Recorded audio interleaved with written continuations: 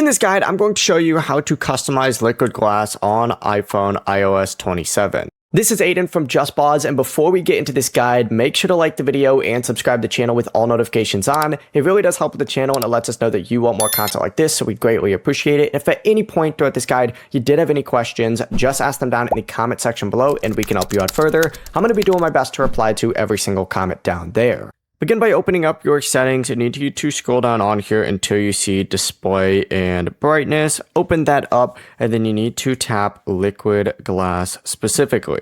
This is also an appearance as well, so you can open up appearance or you can just search for it. It's going to look something like this for you, and essentially all you need to go ahead and do is just adjust it. When you drag it to the left, it's going to make it more clear. If you drive it to the right, it's going to make it a little bit darker and more tinted. But that's really the entire process. I like to keep mine maybe in the middle. Let's say right there. But that really is the entire process. Before you do leave, make sure to like the video and subscribe to the channel with all notifications on. It really does help with the channel, and it lets us know that you want more content like this. We'd greatly appreciate it. And if at any point throughout this guide you did have any questions, just ask them down in the comment section below, and we can help you out further. I'm going to be doing my best to reply to every single comment down there. Peace.